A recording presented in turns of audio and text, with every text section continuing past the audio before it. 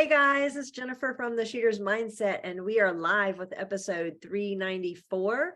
We have our hosts tonight, Corey K. How's it going? It's cold and rainy. Cold and rainy. Well, it's not raining here, but it's cold. It's like 32 degrees, and that's awful for me. Don't say a word, Ken Wheeler. It's warm here, I think. Our other host of the night is Greg Cannon, our usual co-host. How's it going, Greg? Pretty good, and I'd also like to point out that it is 47, not 32. It feels 32. I don't like to be cold. Anything under 50 all feels cold, so it doesn't matter. I mean, you know. All right, and our guest of the hour, who is used to all that cold weather, is Mr. Ken Wheeler, the new director of the PRS. How's it going, Ken? Great. Thanks for having me on. Appreciate the time tonight. No problem. We wanted to get you on here. We wanted to get you on here a little earlier, but things booked up, and then you had SHOT Show and all that stuff. So anyway, got you on here. I know there may be some questions and all, but to start out, can you just introduce yourself and kind of how you got in the sport for anybody that maybe is new to PRS and doesn't really know who this new director is? Sure. Yeah. So, I started shooting in 2009, kind of long range stuff, and with my buddy Nate Whitehead, who was also a match director in Michigan. So I started in 2009, 2016. I started shooting the Precision Rifle Series. It was then hosted by a different person here in Wisconsin, and shot that for a couple of years, and then in 2018 we took on the Wisconsin chapter for the PRS, or the regional series stuff here. 2019 we started hosting the Wisconsin Barrel Maker Classic. That went for 4 years. This last year, 2022, was our last year of actually hosting it. We won the match director of the year for the last 2 years for that match. Had a lot of good comments and feedback on the match and the hospitality and all that. So I really think our performance there and the community around that match and whatever was what actually put us in a position that the last 2 years, I would say, we've had conversations with Shannon and Julie about taking on the PRS. So so that's me. My wife is Missy. Everybody knows who she is. A lot of people know her first and then say, "Oh, you must be Missy's husband." Yeah, that's me. That's right. Yeah. So you're a previous and still current competitor. Yeah. Match director. You've RO'd a lot. I've seen you RO AG Cups and all that. So you've kind of done every role that is within the PRS except director. So why not do that too? Yeah, right. Yeah, this is just the next step. But I think it's helpful that you've done all those things because you understand, what the shooters are thinking, what the match directors are thinking, the challenges for all of them, the ROs. I think your experience is really going to help here. Yeah. I love being a part of the community, right? So, and that role is different at every match if you're an RO or a shooter or match director. And I like all aspects of it. I certainly like being a match director. I like putting on courses of fire that I would personally enjoy. I love working with Missy on these events and putting on the hospitality side of things is fun. And of course, like you said, I've RO'd the AG Cup for the last few years. 2019, I actually RO'd the finale at K&M. And that was a great time. Met some really close friends there. It was Missy, myself, and Brad Wright from Leopold squatted together or staged together, I should say, to RO. And I mean, Brad and I are close friends now because of that. So it's been a cool opportunity. Yeah, I will say I shot y'all's Barrel Maker twice, and it definitely was an event, not just a go to a match. Y'all really tried to make it, a social event and fun, and it was just good times. It was at a winery. I mean, Yeah, and we put a lot of heart into trying to make that match inclusive and try to, what we really wanted to do was keep everybody at the range or nearby, right? Because that, honestly, that's the best part of shooting matches is getting to spend time with people I don't always see, right? I'm friends with a large part of this community, and that, in my opinion, that's the best part, when you get to spend all weekend with people that you really enjoy their company, and friends of yours that you don't get to see all that often. That's the best part of traveling for matches. So the more that we can keep people there and involved, the better the time was for us, I think. I think that makes it fun. That's a lot of people like me do it not because not because I'm a good shooter and competitive or anything. It's Right. just the people, and go hang out with the people. So it's good to do that. Yeah, we always say, you hear shooters say, and I say it all the time, I'm like, this community is really unbelievable, and to be a big part of it now, or a bigger part of it now, and be able to lead the community, like, truly an honor. I'm really excited about being a big part of this, and getting now that this is my full-time job and everything, like I don't have to worry about spending vacation to go to a match, right?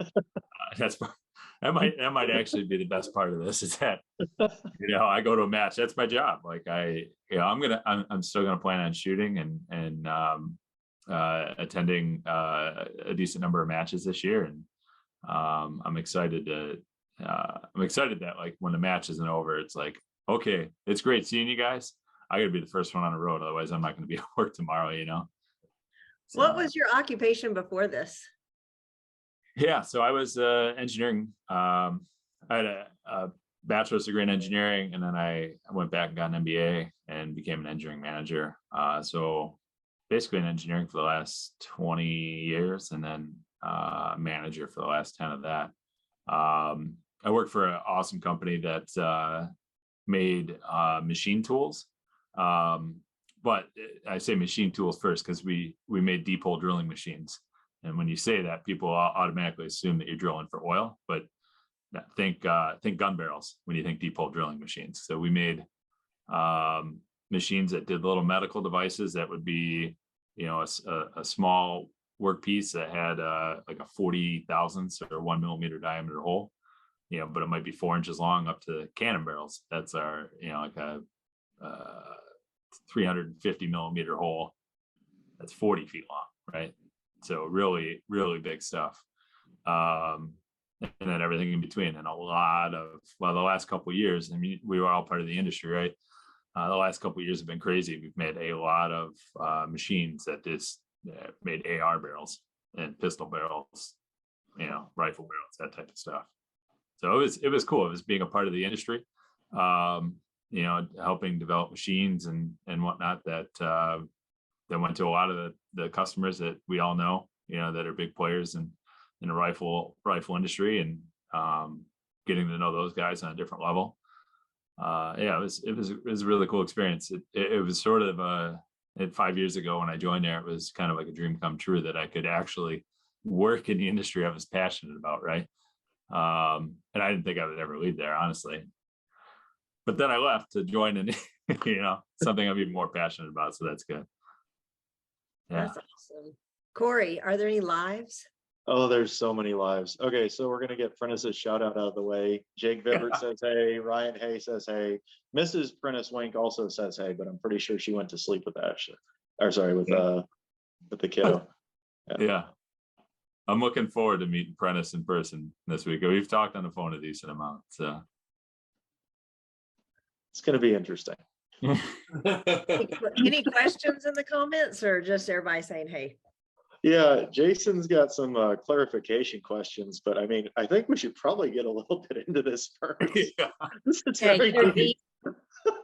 they're not like, hey, who is this dude? Okay. No, they know who he is.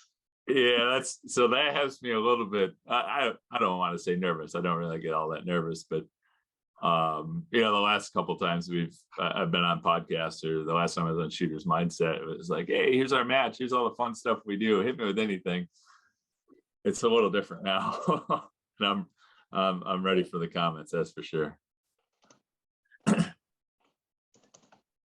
All right, so I just saved a couple of live questions that we'll get back to in a little bit, because we're kind of touching on stuff close to this. So we'll pull those questions in there.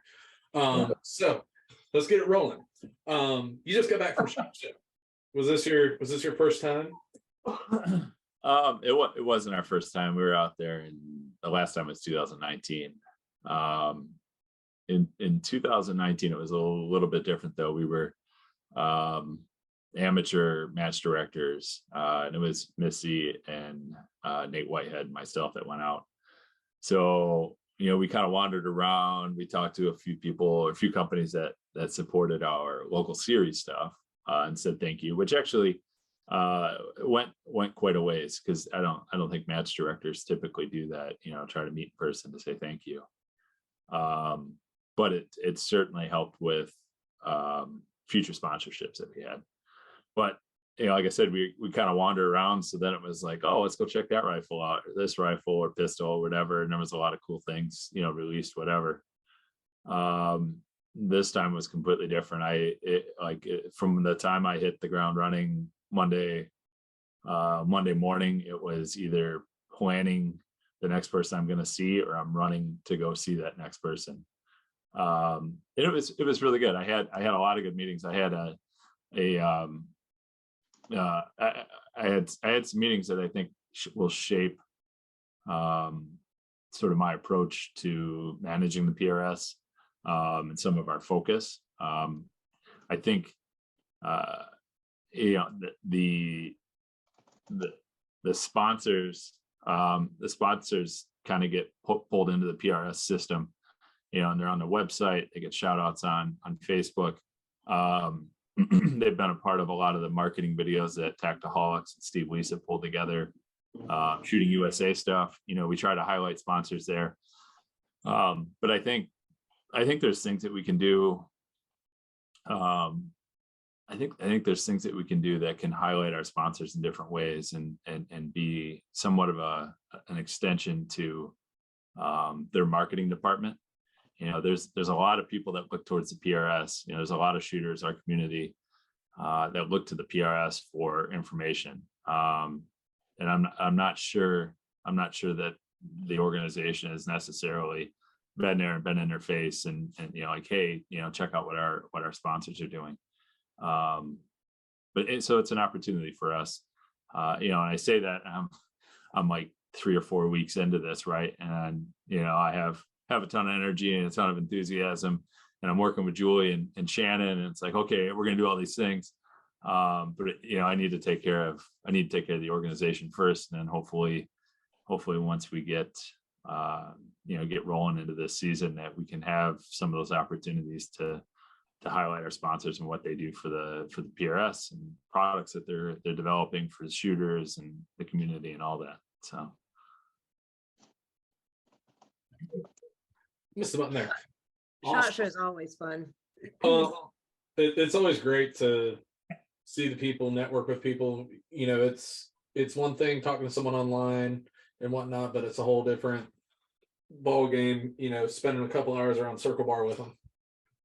Yeah, and actually, there was quite a few sponsors that I met for the first time that get to shake their hand and look them in the eye and thank them for what they're doing, and then sort of explain who I am, the position I'm in, the reasons I'm there, etc. So the show overall was exhausting and really fast couple days. I think I'll probably go again next year and give myself at least another day.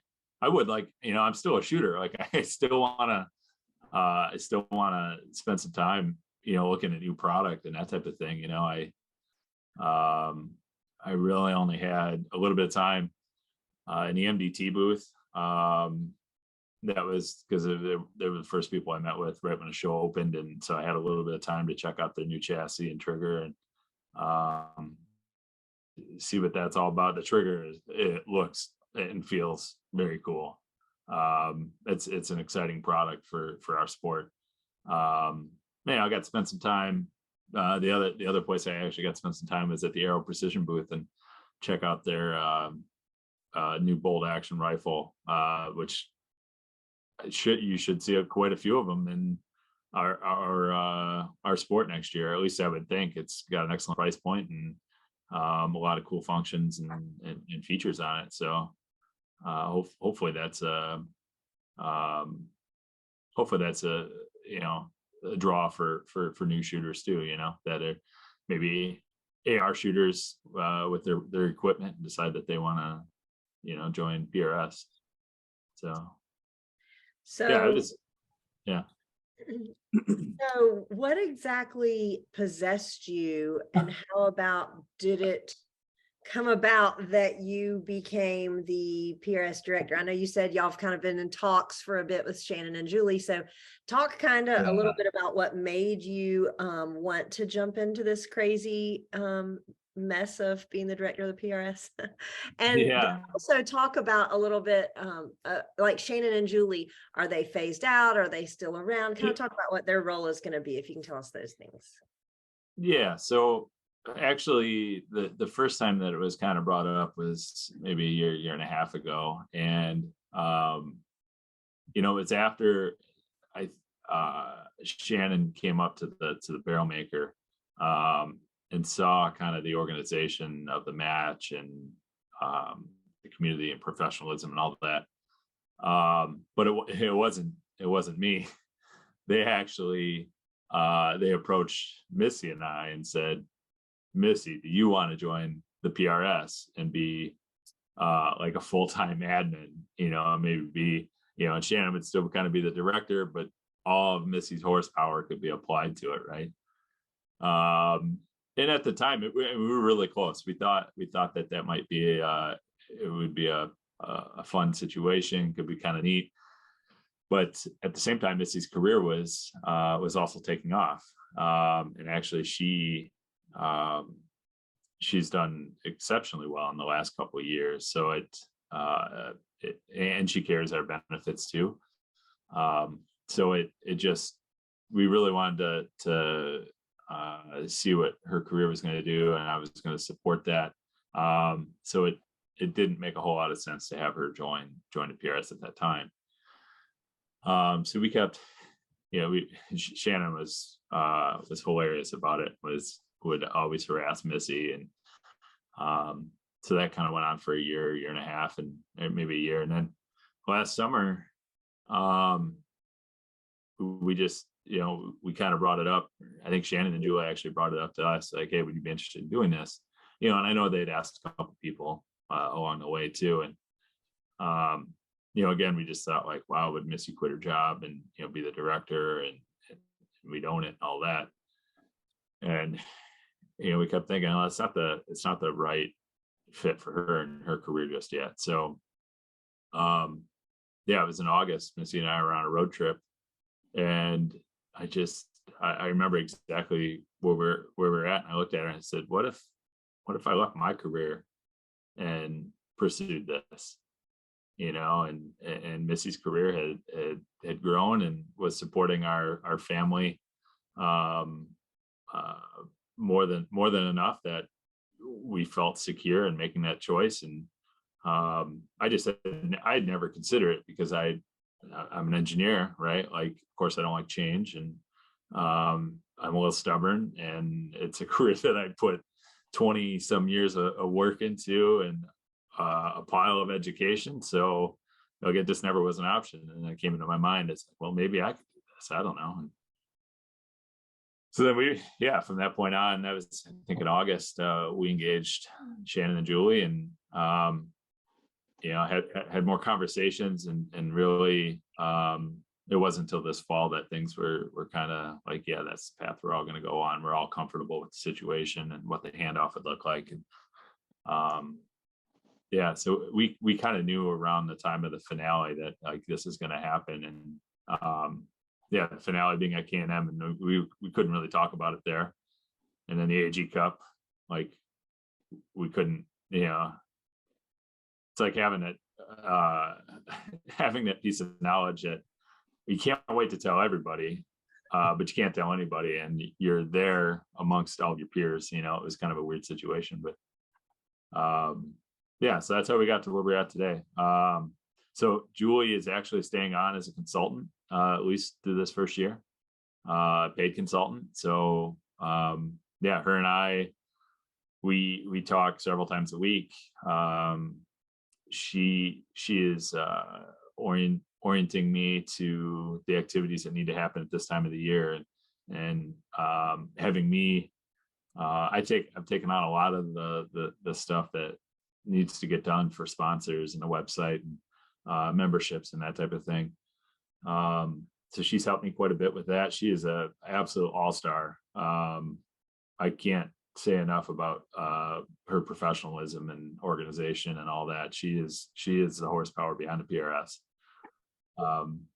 But yeah, she's doing a really good job getting me up to speed. And then I talked to Shannon on all the muddy stuff, right? Like, yeah, the different situations in our sport and kind of the drama and that type of thing. Like, you know, when I need help making decisions. So thankfully there hasn't been a whole lot of that yet this year, but yeah, that's what we've talked about. Yeah, and Christy Hembry is still on board with us. And her and I talk quite a few times a week, and get on the same page and nail down what the activities are. And then yeah, Travis, the website guy, is still involved too. He and I have had to email a few times, but he's got his stuff together pretty good. So Okay. yeah. So surprisingly, no drama. Let's bring some in because like 8 people have asked about it. With regard to changes for the PRS, everyone wants to know about Altus. Will that be rejoining the series? Yeah. Funny. So I've never shot at Altus. My plan was to shoot at Altus in 2021, I think was their last match, right? The last PRS sanctioned match. In 2022, it became non-sanctioned. So Missy and I had planned on going down to that match because like, hey, this is perfect. It's in, I think, March, right? Or it was in March. And, you know, we wanted to make a family vacation out of it. I mean, Missy was fully on board endorsing it. You know, when your spouse is saying, you need to go shoot that match, like, yeah, I'm on board. And then it wasn't PRS affiliated. And it, you know, it's one of those things that like, and I as a shooter, right? Like you want to spend your time, your money, your efforts, whatever, at least I did, to really, I want to earn PRS points right now. And at the time I'm shooting production, I want to shoot as many production matches as I can. So it was really disappointing when I went away. Right. And there's you know, the PRS has been around, this is their 11th year. There's other matches that have gone away too.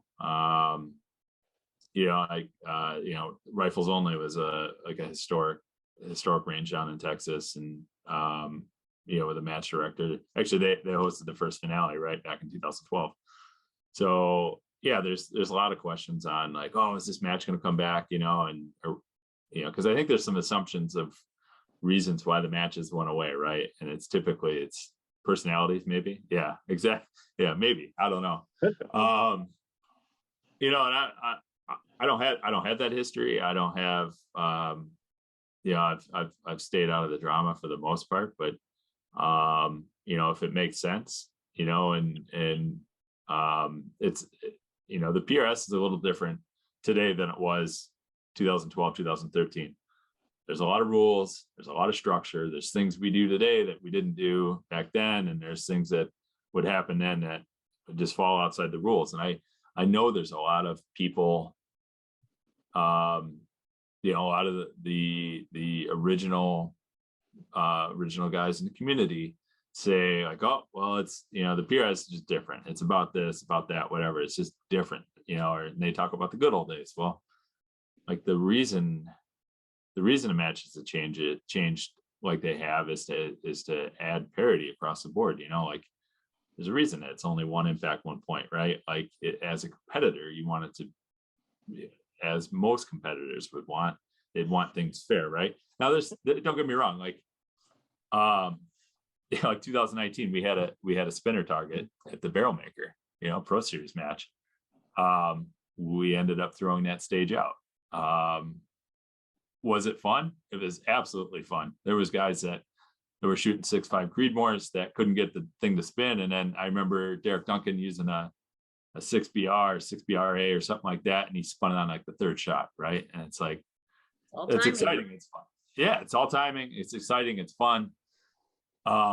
It's really hard to score and keep some parity in the sport, right? And make it fair for everybody. The same thing with having like true KYLs and that type of thing. Like, they're really fun. I think they have a place like on a Friday tune-up, where maybe you could throw money down and you could, you have guys that are having fun, good time or whatever. But in the grand scheme of the series and in the, in the Pro Series matches and finale and everybody going after that golden bullet, you don't want anything to happen in a match like 6 months prior to that finale where somebody looks back and says, that wasn't fair. I'm second place. I missed that golden bullet. If everything's kept with parity and fairness, like, it is what it is. So long story short, right? Is Altus coming back? I'm willing to talk to those guys. I'm willing to talk to any match director that wants to host a 2-day Pro Series or regional series or Rimfire. I'm an open book, and I'm willing to listen. And I don't have any of the baggage from days of past, right? And I mean, honestly, I'd love to shoot a warm match in March. I'd love to shoot a warm match this next weekend. Corey promised me that it was going to be a beautiful match. Now he's telling me it's going to be rain and cold. I'll tell you all sorts of things to get you here, Ken. Yeah. I'm still excited to be there Friday. Random crazy idea that Greg got in the middle of that. We get these from time to time on the show. I'm sure you're familiar with the Match Director of the Year award that goes out at the end of the year, because you got 2 of those, I believe. I do. One of them's right there. I love that award. Yeah, it's right there. Yeah. What if you did a side stage of the year? Yeah.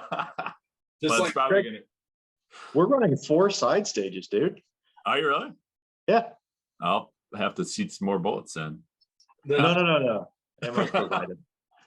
I feel like you need more superlatives than just match director. That's like saying who's the best senior. Well, that doesn't count because there's like best dressed, most fun, smartest. So like with the match director, like it depends on what your flavor of match is. So you might need to have some differences, like the most social match or the hardest match or most challenging or.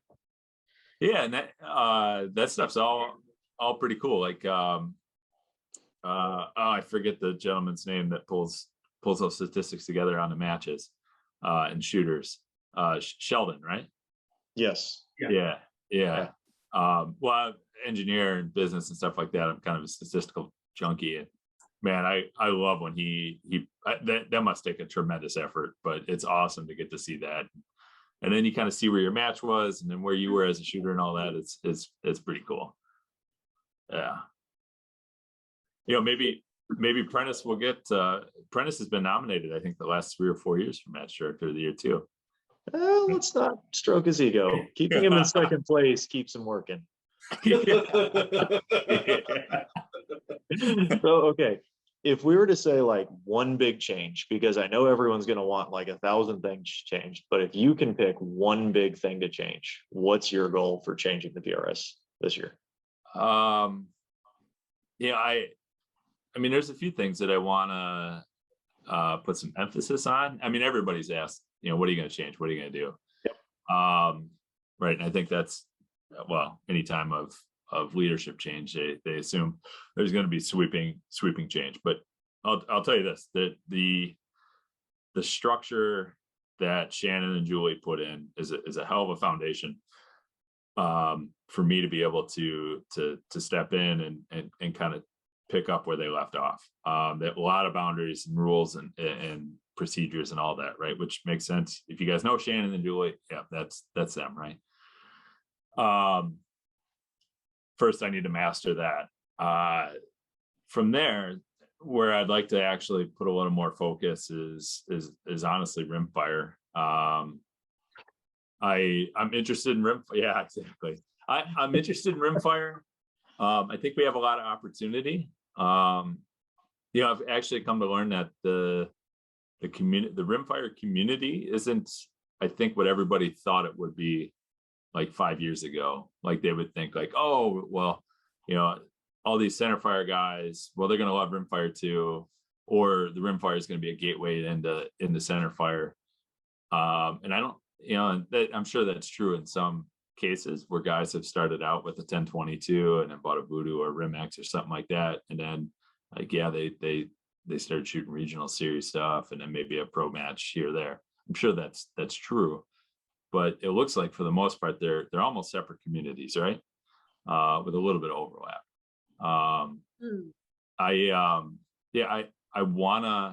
I wanna get into it. I want to experience it. My friend Jeff Johnson at Bartline has a really tricked out Rimex that he's gonna let me use this whole rifle. So I'm hoping in the next couple months that I can practice a little bit so I don't get just destroyed at a rimfire match. But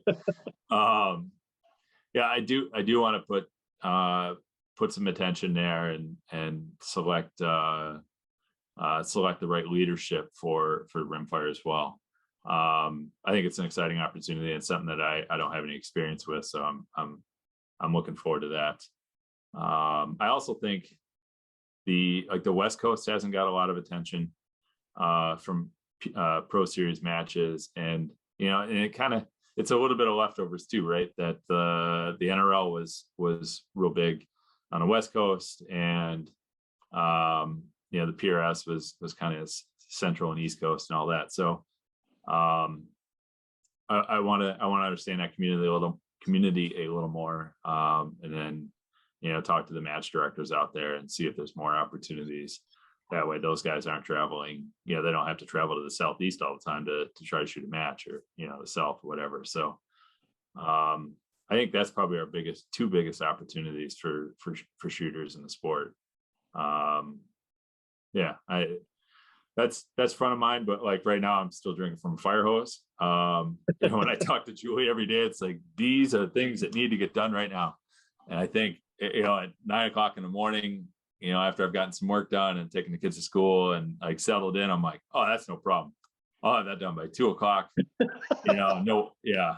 And then 4 o'clock, I'm running out the door to go get the kids from school. And it's like, what happened to today? Like, of course, Prentice called me a time or two, or, this person calls me that, it derails the day a little bit. What? Prentice? We talked a little bit. I'm just picking on him. He doesn't interrupt me all the time. No, it's okay. He calls everyone in the middle of the day. Yep. Yeah. It's like I'm sitting in a meeting. There's Prentice, but it is a good break from the day.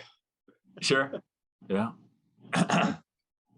Yeah, I guess hopefully that answers the question. I want to get more involved in rimfire. I want to experience that a little more and give some attention to it. And then, yeah, like West Coast stuff. I'm looking forward to getting out west and shooting a match this summer. So it's good. I like the rimfire. Yeah. What about the IPRF? That's a good question too. So I had an opportunity to meet with Marcus, who's the director of the IPRF out at SHOT Show. Strong mustache. Yeah. Dude looks like a slightly younger version of me. Yeah, we could be brothers. It was pretty crazy meeting somebody like that. But yeah, he's a great person, easy to talk with.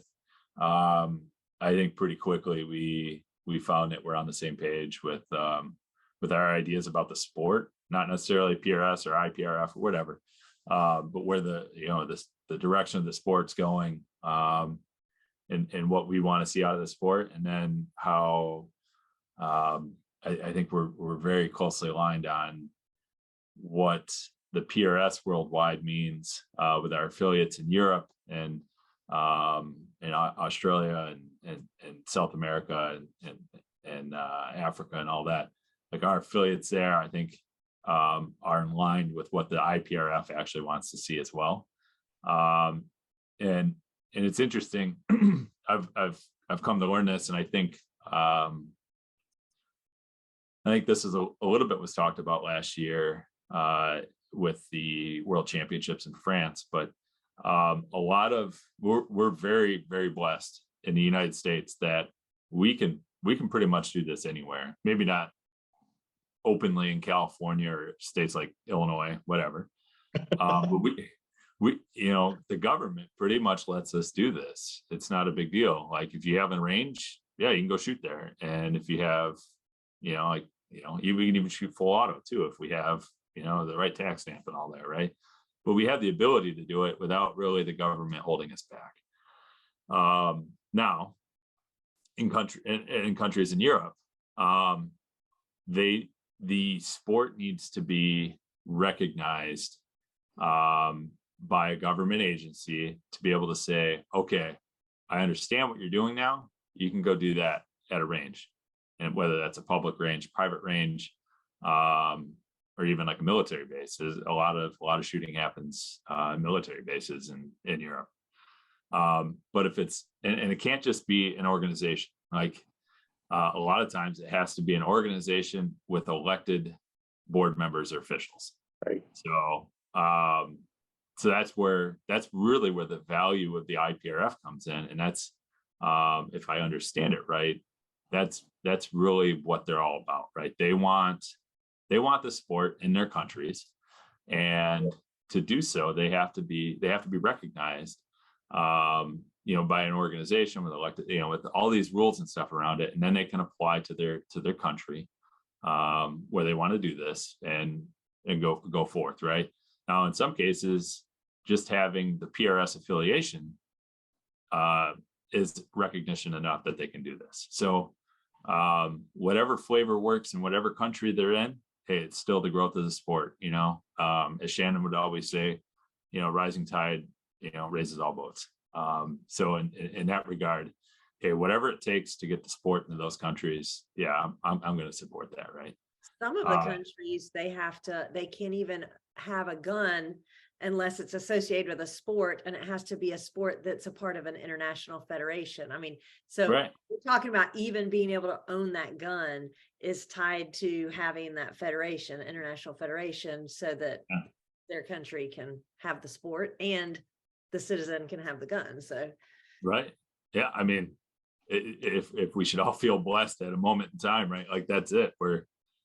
We have 4473 we got to fill out, and that's kind of a burden, especially when you're, it's crazy. Like I'm just buying an action, right? It could be it could be a Rimax or a Voodoo action. Like, what's somebody going to do with this? No, that's literally our only burden, is filling out that 4473, hopefully only waiting 10 minutes for your background check. And then, you're off to do whatever you want with it. Right.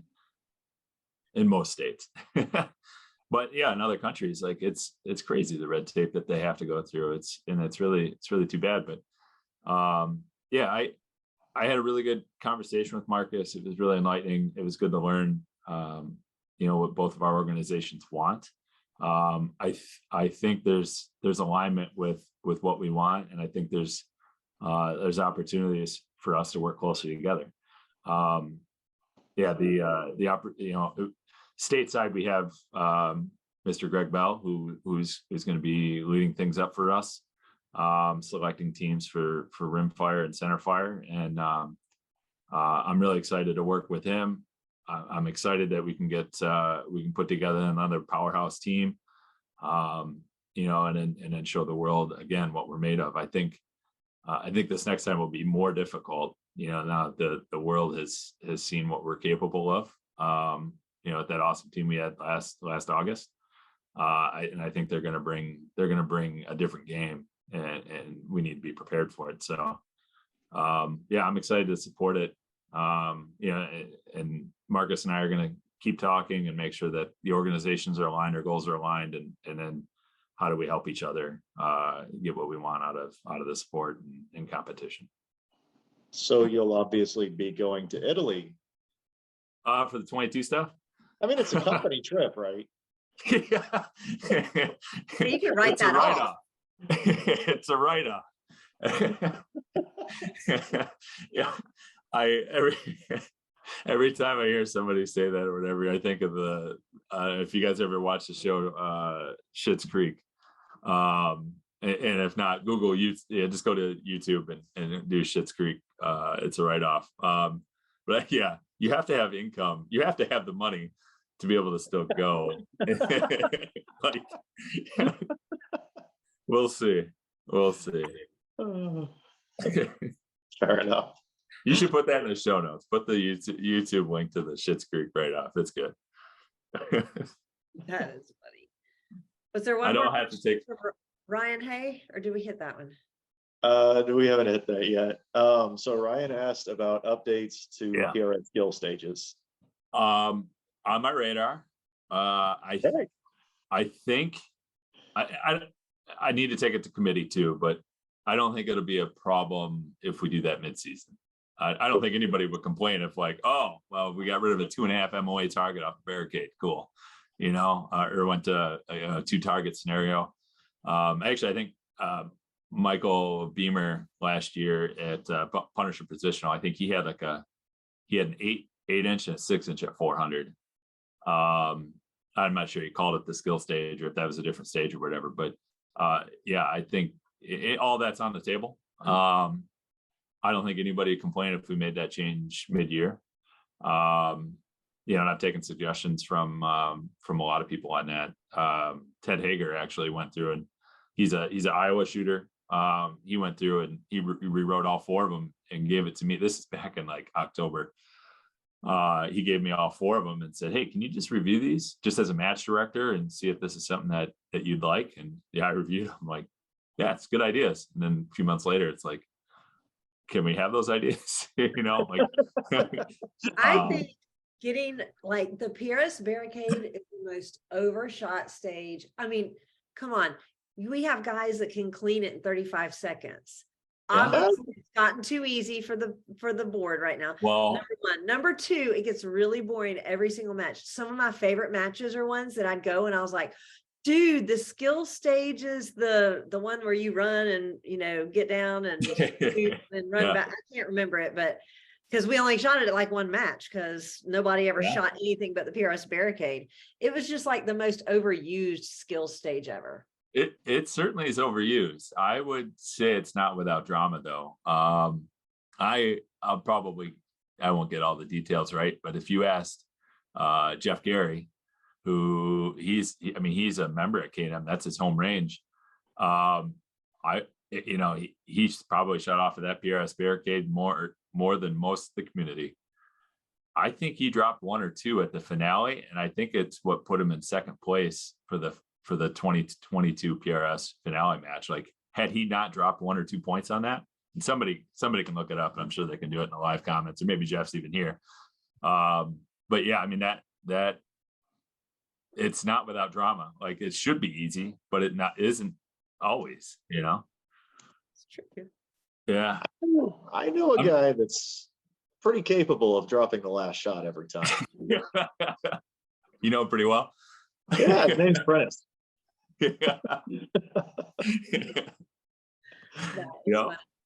So if he knows what skill stage 3 is. Oh. George Gardner wants to know if you know what skill stage 3 is. Yeah, off the top of my head, I'm not. I don't. One of them's running up or whatever, and you engage. You have a big, sweeping range of fire. One of them you got to shoot strong hand weekend. The other one's off like a 10-inch box. I don't know. That's why we have the rules. That's why the match director always has the current rules in his pocket, which, Prentice, I'll be auditing you this weekend on your phone or print it off. Yeah. George said no one knows off the top of their head. No, I mean, yeah, most people don't. Really, the only ones that are ever used are the strong hand weekend one at what 400, 500, and 600, where it's one shot at each, unlimited rounds, and then you do it again weekend, and then there's skill stage 4, right? I've shot the sweeping one before. I can't remember what match it was at, but it was fun. Right. One where it's the big across the field. Yeah. You can't do that everywhere though, right? Like that's yeah. It's something that every venue can produce. That is true. Yeah. Yeah. So we talked a little bit about your short-term stuff, but like long-term, what are your goals? What would you like to see with the PRS in the next 5 Sure. years? 5 years, what would you like us to be talking about? Well, well, now that I know George is here, and I'll appease him, right? Maybe he's still here or not, but he would really like to see the finale be a little earlier in the year and not overlap with hunting season. That would be cool. It's been brought to rules committee and all that. George would probably argue that it wasn't properly brought to the rules committee, and that's fine. Yeah, I don't know. Like there's things like that might really change how we do things. If we pulled the the finale up to like September 1st or something like that, and then had the season start November 1st or October 1st, right? A few weeks later, and just overlap the actual new year, maybe. I'm hoping that we can get more sponsorship involved, and I'm hoping that we can kind of turn the PRS into a better voice for the community. Like I said, Shannon and Julie put a heck of a foundation in place with the rules, with the match selection structure, or the calendar. There's a lot of really good things in place that should make things easy. They're certainly easier than what they were in 2018-19 when they took over, where everything was kind of a mess. So I think with that foundation, there's different things that I can focus on. And thankfully we don't have the drama like we had in 2020 or 21 and certainly prior, right? So hopefully the drama stays away, because all that stuff kind of takes away from being able to move forward with things. So I don't know. There's lots of things we can do. I'm hoping that we can turn the actual PRS organization more into a voice for our shooters, a voice for the community, the sponsors, all of that, and really be a good extension for our sponsors with marketing and promotion and then of course product development and prize table support, all of that. So I think that's the biggest opportunity anyway for the Precision Rifle Series is to show them some more love in probably different ways than we have. I think we have a couple of lives. Sure. In full disclosure, I have no idea what lives are going on. I'm on the Zoom call here. I'm not on. Oh, they're gonna ask you. Don't worry, it's all right. We're down to 101 comments so far. We should probably just switch to Q&A, right, for the rest of this if we're going to address them all. I might have actually advertised this as a live Q&A with your new match director to just break you in and just get used to all of it. Yeah. So Jimmy asked, do you have any plans to come out with some official Precision Rifle Series apparel to show support for the sport in the league? You know what, that wasn't anywhere on my radar until, and I'll be honest, I was sitting at a table with George and Neil Davies from Hornaday at SHOT Show last week, and Neil suggested that, and it's like, oh, that's a great idea. Like, I want to wear that, and I think, so. Well, actually, so this is a good example. Like the Wisconsin, we did a really good job of creating apparel for our community up here, and it actually, it's a big part of our culture, and it's a big part of making people feel like they belong to something, right? A lot of people say they shoot PRS, right? Or like when it's referred to, like, oh yeah, I'm into precision rifle stuff, I shoot PRS. But not a lot of people say like, I belong to the PRS, or I'm a member of the PRS, right? And feel like they're really a part of it. And I think apparel would be a big big part of that if we go down that path. So, I guess, do we come up with all new skill stages first, or do I spend a bunch of time coming up with t-shirts?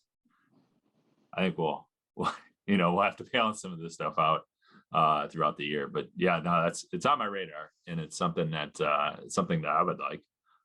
I think other shooters would too. Yeah. And I would love to see it. I would love to see companies leverage their art departments though to help the sport. Yes. That'd be awesome, because there have been Yes. some really cool match shirts. Yes, there has. Yeah. There's a lot of talent in industry in those regards, Corey. You make a good point. Like, I think like Alpha Munitions, right? A lot of their products are just it's awesome. The stuff. Actually, hold on.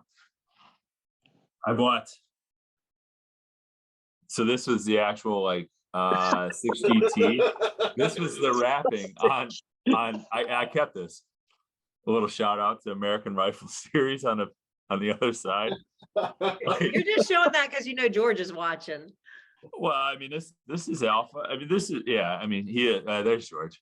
Like, that's actually on the packaging. Like, this artwork is amazing, So I'll shout out to Alpha, I guess. Like, or MDT. Look at the Frostbite match that's coming up.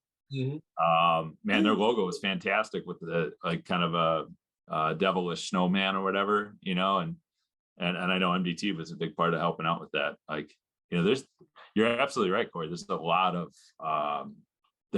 talent in this industry that would really be able to help out with stuff like that and make it a lot of fun, right? Yeah. So Adam Leonberger had an interesting question, and this one I kind of like as well. He asked, do you have any thoughts on growing the PRS and PRS rimfire in college programs? And the reason I'm interested is because I'm actually a faculty advisor to a college team.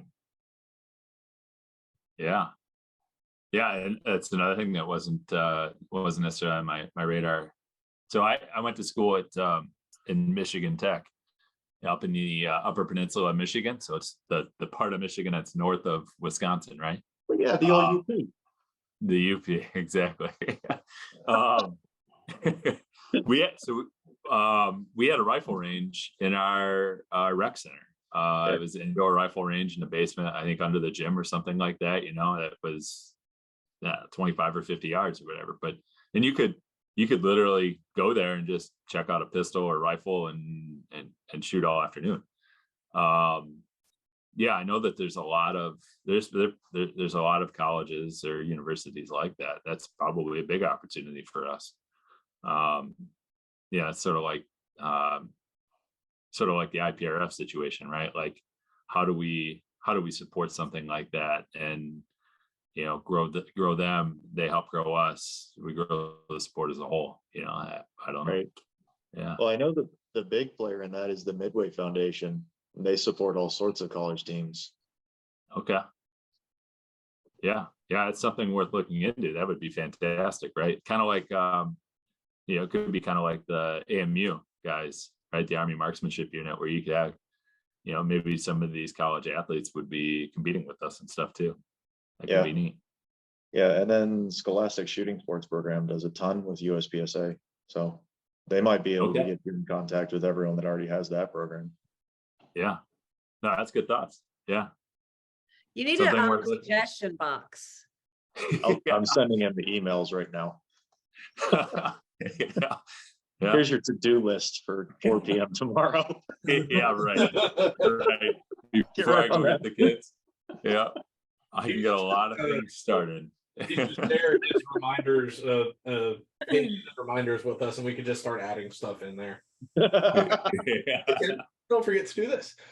All right, so Yeah. we're at the midpoint of the show. Remember, if you're watching us live on Facebook, ask any questions you may have here in the comment section of the video, and we'll ask it live on air. I probably didn't need to read that part for this particular show. It's pretty much full.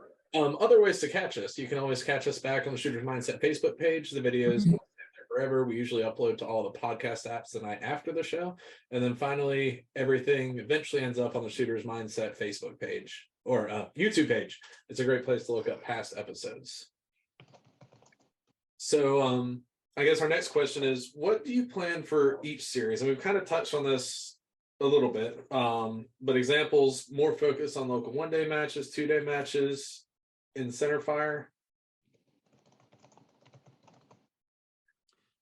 Yeah. All right. Ask the question again. Center fire pro series versus regional series. Yeah, and I guess it's kind of what we've kind of touched on this, that we're planning on trying to grow the rimfire a little bit more, move center fire less. But do you have plans to kind of distinct the two between each other, do something different for one or the other? Well, I guess rimfire and center fire, comparing those two, they are quite a bit of different series, and we kind of talked about this early on in the show, but there isn't a 2-day pro series circuit for rimfire shooters. We don't know if the actual community would be able to support that either. If there's enough rimfire guys that would want to give up a weekend and a couple $100 and do a pro series match. We think there probably is that opportunity. We might test the waters with a couple opportunities this year. I think I've talked with some of the guys in Pennsylvania, and they're going to be hosting the PRS Rimfire finale at MKM. Matt Steiner's going to be and Greg Stewart. I've talked with those guys about possibly what a 2-day series would look like, or pro series would look like for rimfire. And there's certainly opportunities there. There's other opportunities in rimfire too, with some of the divisions for shooters. So gas gun, or possibly like a air gun series. There's a lot of questions there. There's a lot of things too that we can spend some time on. It would be, in my mind, it would be really awesome to see a similar pro series for rimfire shooters, 2-day matches all across the country. If the shooters can support it, the match directors can support it, that would be fantastic. And have sort of 2 parallel series. But as many of you guys know, or maybe don't know, to get to the rimfire finale every year, you basically shoot your regional series matches and qualify through those matches. That there isn't a big pro series finale, right? Or pro series circuit and finale. It would be awesome to be able to do that. We just got to understand the community a little more, and then possibly develop that pattern or that route. The regional series for centerfire, I know that some regional series are a lot more active than others. I took a lot of pride in being a regional series director here in the Great Lakes, and actually starting the Great Lakes. We were just a part of the Midwest community for a long time, and then we broke off, and the Great Lakes region became, and a lot of the Great Lakes shooters have a lot of pride in being from the Great Lakes too, in our accomplishments. So, I think that series is pretty healthy, at least in quite a few of the regions. In the centerfire stuff, I guess, pro series centerfire, like I said, there's opportunities, I think, out west. There's some of these opportunities with ranges like Altus or other Texas ranges and, ranges of days gone by that, there might be opportunity. There might be more opportunities for more Pro Series matches, Yeah, and I think I don't see it being as distinct as the Pro Series, where you have your Pro Series, you got your regional series. I can see maybe and Prentice threw out the number 6 to 8 with excellent match directors and awesome prize tables, and just make it a huge version of the regional match where your regional shooters from that region can shoot it and your Pro Series shooters can shoot it, and just kind of make it, I guess, not the same as a Pro Series center fire 2-day, but kind of something in the middle. Yeah. No, I think you're right. I think Prentice is right. And I think we need to have sort of a test case, right, to help see if it's a viable option, right? The last thing we want to do is overextend ourselves and put out a PRS rimfire Pro Series, and then have maybe have awesome prize tables and all that for 30 shooters that show up. Like, I think it'll be better than that, but it's, you don't want to put in a lot of effort and energy, and then hype it up and have the match director go above and beyond, and then just not have the turnout. I don't think that's not good for the sport. It's not good for the community. But the opportunity, I think, is there, and like the way Prentice described it, I think is probably the best way to give it a shot. Yeah, because Corey, what's y'all's average turnout for a rimfire match? So normal rimfire, you'll be about 50 to 60 at a month with like bad weather. If you do a regional series, you're basically guaranteed 120. Like you'll fill the match. Yeah. So I agree with Prentice. Let's not record that. But Hey, he thinks you say you're coming back to haunt you. Well, I think there's enough match directors that have grown a club series to the point that they have enough of a support structure. So you know this, you have to have ROs, you have to have shooters, you have to have volunteers, right? But I think there's enough places like Texas Precision, like Matt at MKM, like Ruth and the guy that's never on social media that I can never remember his name up in Minnesota. Oh, Troy Tyson? No. The young looking guy that used to work at Federal. Anyways, there's a ton of little hot spots around the country that can pull 100 plus for a 1-day. Yeah. But I think if it was a true 2-day format, you could get into the 150 to 200 range in a couple of years. Yeah. We just have to analyze kind of like what you did there, right? Figure out where the population of shooters are, and where the popular match venues are, and go for it, right? Yeah. Justin Carbone, sorry. Justin, okay. Yep. If he was ever on social media, I might remember him. Well, he's probably not going to see this, and not a big deal. I'm pretty sure Ruth's watching. So, a little bit earlier, Jason Nedved asked if we can get kind of a clarification on the difference in the Pro Series and the Regional Series, and I figured that would go kind of well with this topic. Clarification on the difference in the Pro Series and the Regional Series.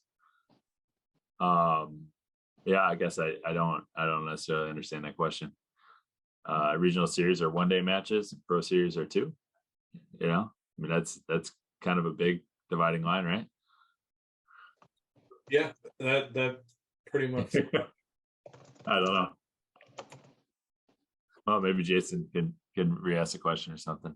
I met him, I think, for the first time this year at the Barrel Maker. He came up, and it's good to talk with him. Good guy too.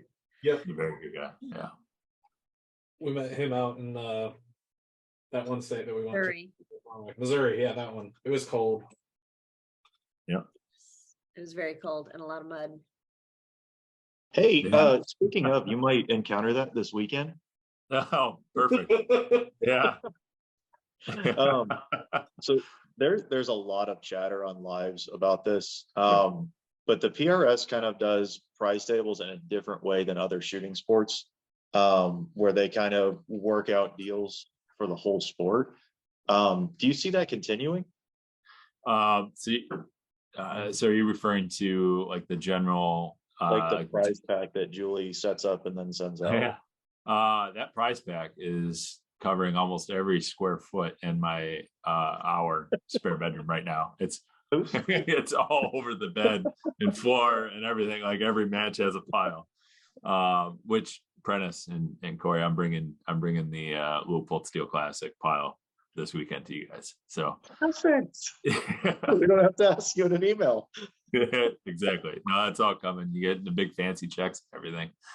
Yeah. So that, yeah, I guess I'm not familiar with how other shooting sports do it. You know, I will say this. A couple years ago, I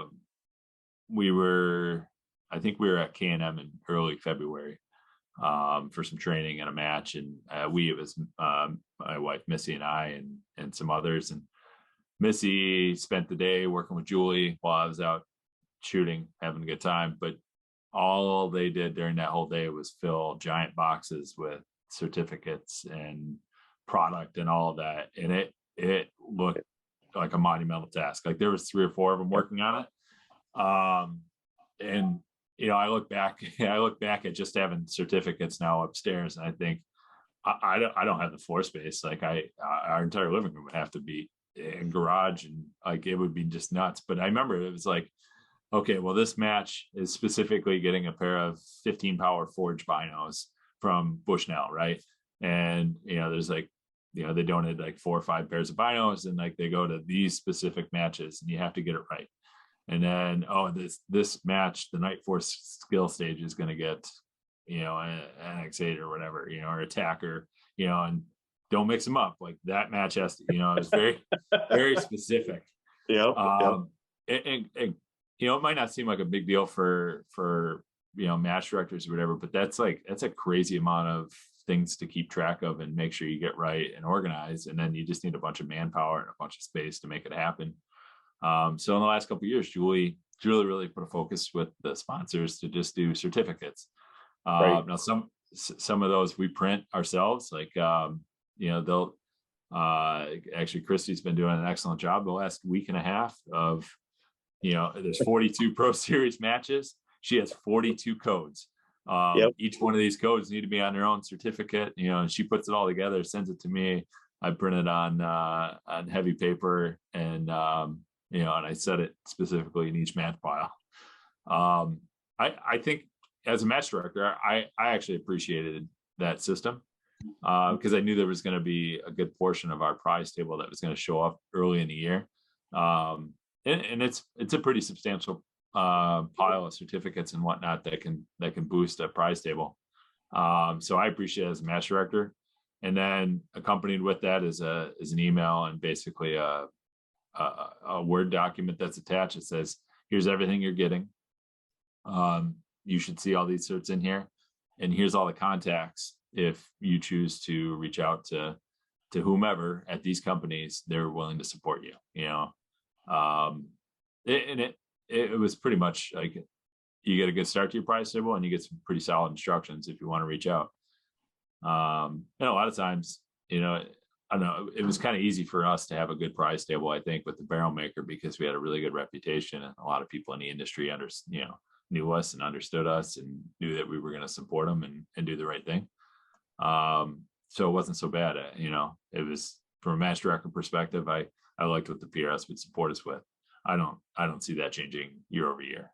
You know, if anything, I'm probably going to try to do more and try to get more certificates or product that we can get to the match directors. Yeah. Do you have any new sponsors this year?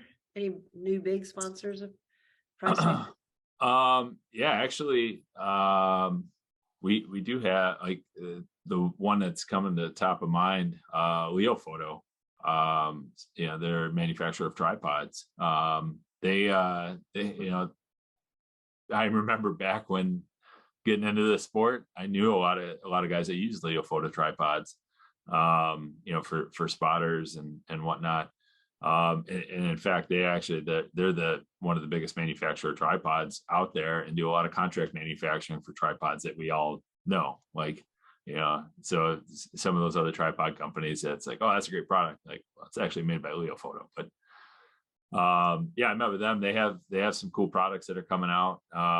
They have like a tack table type product that collapses and folds up nicely into a pack and all that. So yeah, they're probably the biggest new sponsor that I can think of.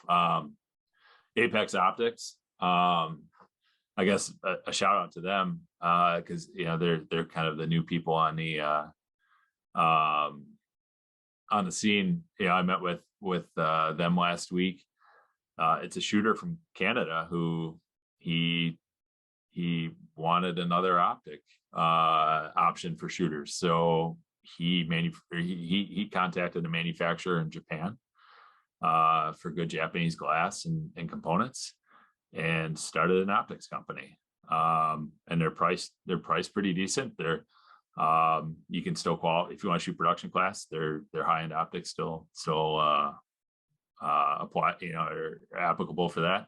But he's literally a shooter who started an optics company that wants other shooters, and he's a PRS shooter. He's not bench rest, he's not F class, he's not anything. Like, he's PRS and wanted to create a product specific to PRS, which is kind of unique, right? Like, a lot of these other companies are already optics companies, and they just tailored a product to kind of work for us, and he's dedicating it. So, yeah, they're check them out. It's a pretty cool product.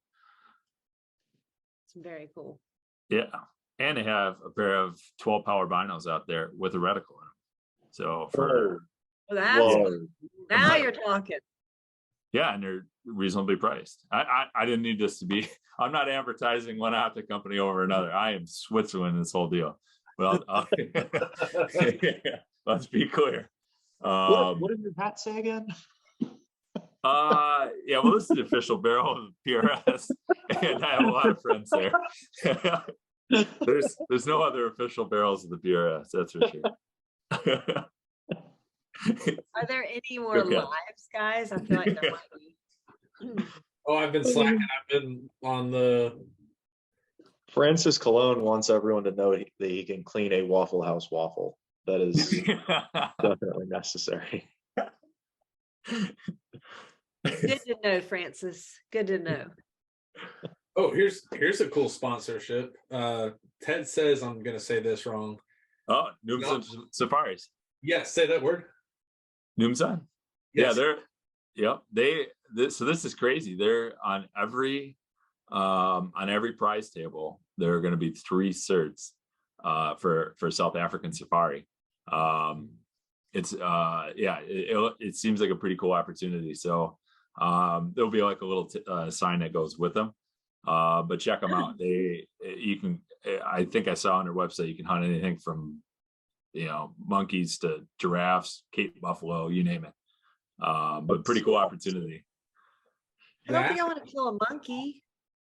Yeah, One of those little monkeys. They're so cute.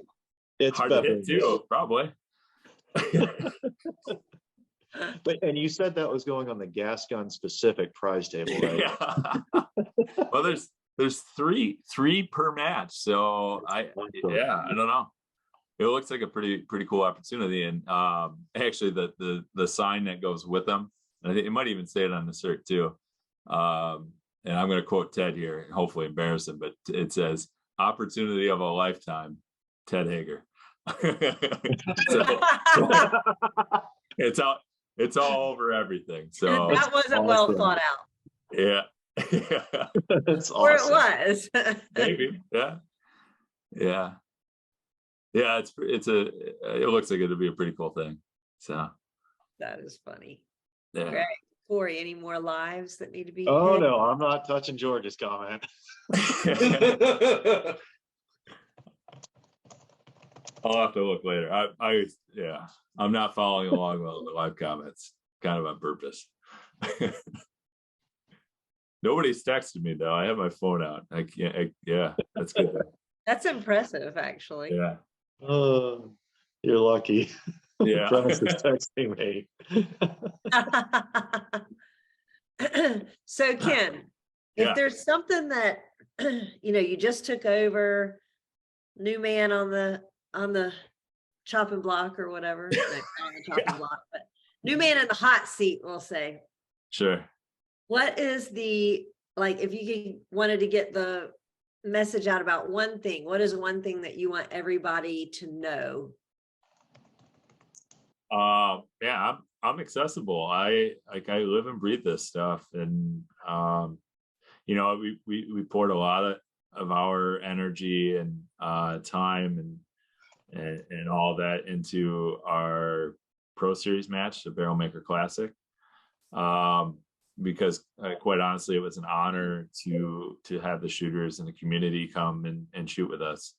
And I feel very much the same way about being the head of the PRS. Like I feel honored that people want to have memberships and want to be a part of this organization and community, and shoot with us. And I absolutely love that I have the opportunity to be a big part of this. And I'm honored, honestly, that other people want to choose to spend a lot of time and a lot of their money, which I know isn't easy, to do this sport. So yeah, like I said, I'm accessible. I want to learn more about the community and the people involved, and I'm excited to meet them and be a bigger part of this. So I think that's just who I am. And I think those of you that actually know me pretty well, like hopefully that's statement holds true to how you guys know me, and honestly it is for everybody that doesn't know me. Like I'm looking forward to being a part of this with you. Yep, you need a suggestion box. If somebody did want to reach out to you, how do they reach you? What's your email? Yeah, so my email is Christy@precisionrifleseries.com. The backup email is Missy at Precision Rifle Series. Yeah, that one doesn't exist yet. Hopefully this is successful and we can grow it a little bit so that there's a little bit of safety net there and hopefully a little more income that then Missy can be a big part of this. I would honestly, I'd love to see Missy be a big part of this. She there's a lot of opportunity, things that she is excellent at that she could add to the organization and community, and it would be good for all of us. It would really be phenomenal, as they say. Oh So, no. All in the footsteps. I had to squeeze that in at least one time. Yeah. Well, it's really phenomenal that you're the new director. So. Thank you. I think Marcus Olson does want to know if you're going to travel internationally to matches in 2023. He so Marcus, for everybody that doesn't know him, he's the head of the IPRF, and so 2023 maybe. And I realize that Missy's probably watching this podcast upstairs, and she's like, "Yeah, calendar set," and I get it.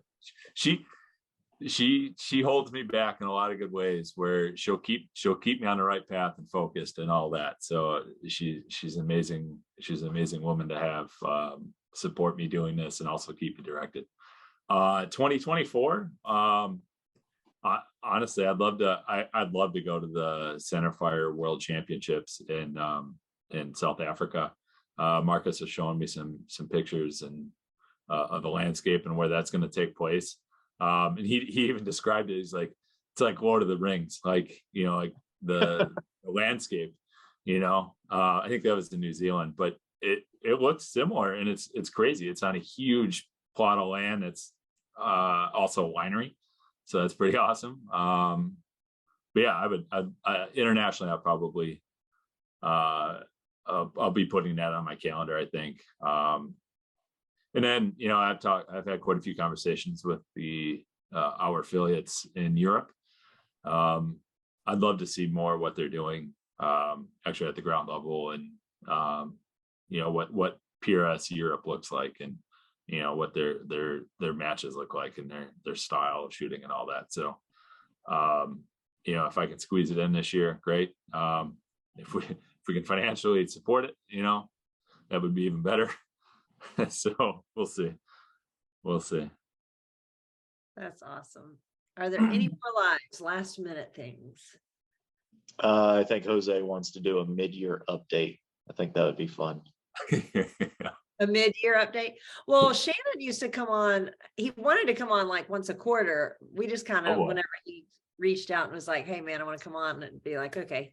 Sure. So the invitation is there with you too, Ken. If y'all have something that you Yeah. really need to get out, or if there's a controversy, I mean, Shannon always boy. kind of attacked things head on. When there was something controversial, he would rather come Yeah. on and talk about it and let people ask so he could answer it. So if you ever have anything that you're wanting to announce, or something's come up, Sure. or if you just want to do a mid-year, by all means, we'd love to have you back on. And Yeah, it'd be awesome. I would like that. I think it was either Chad or Francis. It's one of those two guys I was talking with that said, like, this is going to be just like when a president comes out. A president's first elected, they look like they're about 35 years old, and like 4 years later, they've aged like 20 years. So maybe we could watch me rapidly age 6 months at a time here, right? I like it. might all fall out. Yeah, right. I'll be full. I did it like I have a beard. No, like full gray mustache. It'll be good. Speaking of the mustache, Marcus wants to know if the mustache stays for the duration of the position with the PRS. Yeah, right. It comes and goes, but it'll probably stay more often than it's away. We'll see. It gets a little hot in the summertime, but we'll see. Was it like hit 80 up there? 82? Huh. Some days. That's unbearable. It's not 110 or whatever down there, like down there, man. That rarely happens. We All right, South. on our Kestrel, we measured 124 real feel No way. at our July match. Yeah, I'll send you a picture. Yeah, that's no joke. If there's one thing I've learned as a shooter, I'm not built to shoot in super high temps. Last year, I think it was 104, 105 degrees in Kansas for the Punisher positional, and man, I just melted. That was the worst match of my life. Like, brain shuts off. Physically, I can't. I cramp up everywhere. It's weird. Yeah, I remember one time whenever I was shooting, and it was like I had all these really hot southern matches, and so I decided I was going to go and shoot a match in Wisconsin because it wouldn't be hot up there. Yeah.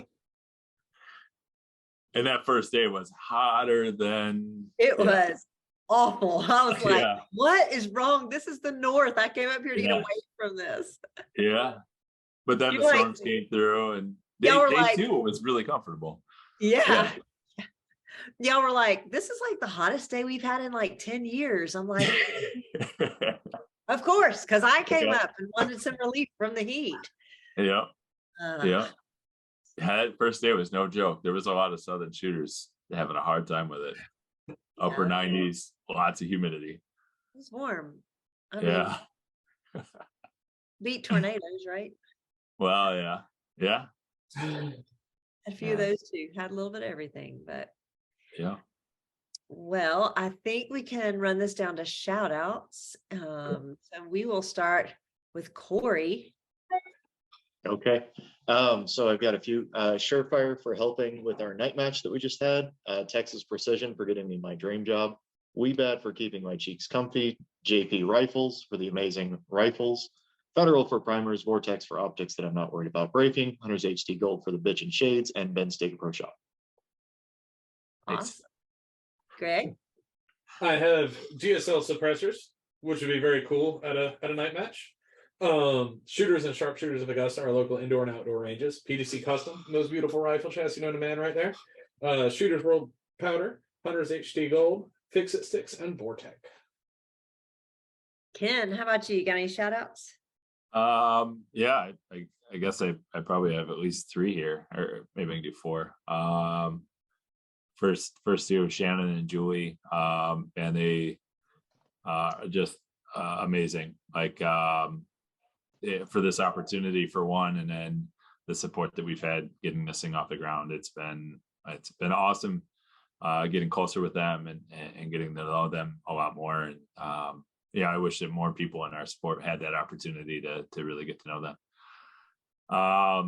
A couple local guys, Oliver and Brian, that are going to be picking up a lot of the weight here in Wisconsin, doing a lot of match directing, as I'm going to be doing a lot of PRS directing and hopefully some shooting this year. So shout out to those guys.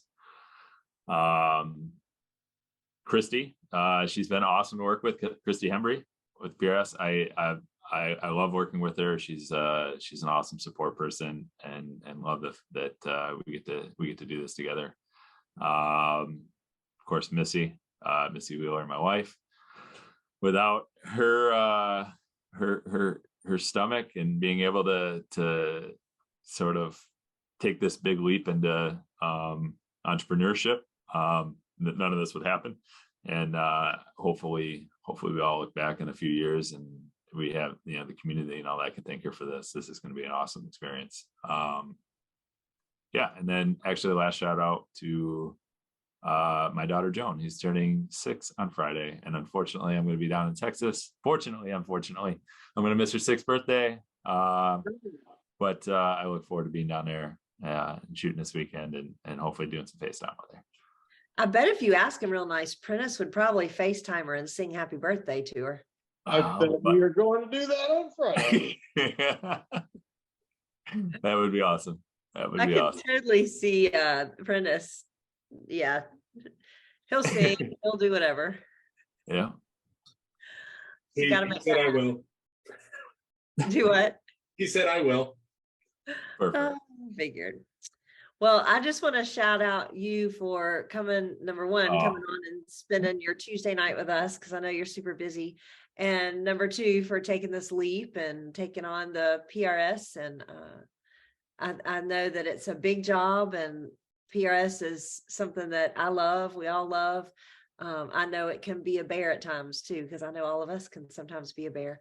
So, when you're dealing with that many people with differing opinions, I know that it's a challenge, but I also know that you're up to the challenge, because I've seen you in match directing and working with other things. And, you are very good at listening to people and kind of diplomatically making decisions and sticking with them. So I think it'll be good, but a shout out to you just for taking it over. I know Shannon had been doing it for a while and did a great job, but I know he was getting worn out, and I think they had a lot going at K&M that they had to keep up with. So yeah, I think it's going to be good. And if anybody wants to reach out with any questions or concerns, reach out to Ken.